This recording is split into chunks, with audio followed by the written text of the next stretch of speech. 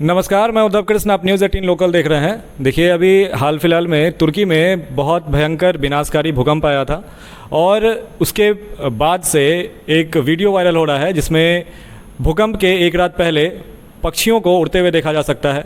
बहुत से लोगों में अब कौतूहल जाग रहा है। कई बड़े लोगों ने ट्वीट करके उसे नेचर अलार्म बताया है। तो आइए आज हम जानते हैं, हमारे साथ वैज्ञानिक राकेश कुमार हैं। तो आइए बात करते हैं राकेश कुमार से। ये जो है, जो आप पूछ रहे हैं, ये जो है सो लोगों का कहना है, इस पर हम लोग कुछ नहीं कह सकते हैं। साइंटिफिक अप्रूव नहीं है। मतलब बहुत से लोगों के मन में कौतूहल भी है सर कि क्या सच में ऐसा कुछ ऐसा रेडिएशन, जैसे देखा जाता है कि समुद्र में जो डॉल्फिन होती हैं वो रेडिएशन और मतलब जो इको करके अपने आवाज़ से ऐसा कुछ सुनती हैं। तो क्या ऐसा सच में संभव है सर कि पक्षियों को या कुत्तों को या किसी भी जानवर को ऐसा अनुमान हो जाए? नहीं, ऐसा साइंटिफिकली तो हम लोग अभी प्रूव नहीं है, इसलिए हम नहीं कह पाएंगे कि ऐसा होता है जी। हमारे जानकारी में नहीं है।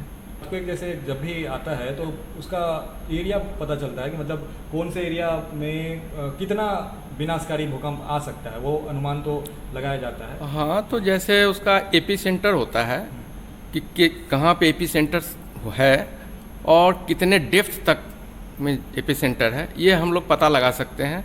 अर्थक्वेक होने के तुरंत बाद पता चल जाता है, जिससे हम लोग वहाँ पे रेस्क्यू कर सकते हैं, मदद पहुँचा सकते हैं, लोगों की हेल्प की जा सकती है।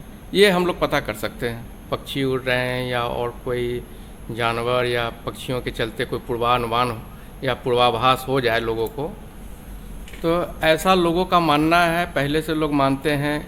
वो कहाँ तक सही है गलत है, ये तो साइंटिफिक तौर पे कहीं ये प्रूव नहीं है। विभिन्न जोनों में भूकंपीय जोखिम मानचित्र में बांटा गया है, जो अलग अलग कलर से इंगित किया गया है। हम लोग इसमें देख सकते हैं कि लाल कलर से जो दिखाया गया एरिया है वो वेरी हाई रिस्क जोन है, और ये ऑरेंज जो दिखाया गया है वो हाई रिस्क जोन है, और येलो से जो एरिया दिखाया गया है वो मॉडरेट रिस्क जोन में आता है, और ब्लू से है वो लो रिस्क जोन में है। इस तरह से हमारे देश को विभिन्न हिस्सों में बांटा गया है, उसे आप कलर कोड से पहचान सकते हैं। जैसे ब्लू जो है सो लो रिस्क जोन है, जो 40.93% है, और येलो जो है 30.79% है, ऑरेंज जो हाई रिस्क जोन है वो 17.49% है, और सबसे कम जो रेड कलर में दिख रहा है वो है जोन 5, जो कि वेरी हाई रिस्क जोन है, वो 10.75% एरिया में है। अब हम लोग अपने बिहार की तरफ चलते हैं, तो वहाँ हम लोग पाते हैं कि 3 कलर से हमारा बिहार है वहाँ पे, इसलिए हाई रिस्क जोन है जो रेड है, जो कि दरभंगा, मधुबनी, समस्तीपुर, सुपौल और अररिया डिस्ट्रिक्ट्स हैं, वेरी हाई रिस्क जोन में है वो। मतलब यहाँ पे भूकंप आने की बहुत ज़्यादा संभावना है।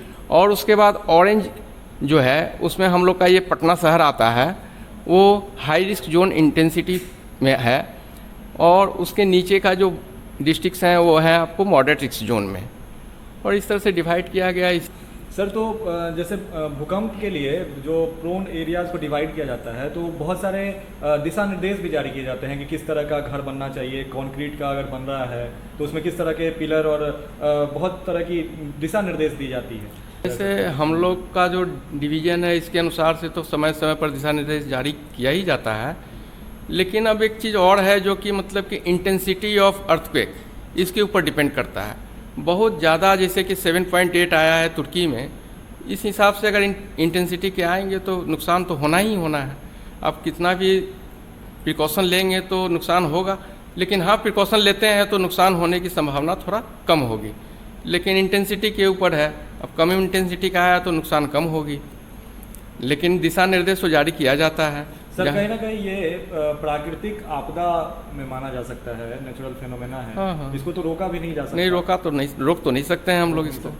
इससे बचने का जितना हो सके उपाय कोशिश कर सकते हैं, हम लोग बच सकते हैं, जैसे जब समय समय पर बताया जाता है। इसमें जो ब्लू एरिया है, जो कि सबसे ज़्यादा 40.93% में है, तो क्या ये जो लो रिस्क जोन है, तो यहाँ पे भूकंप की संभावना बहुत ही कम होगी? बहुत कम है।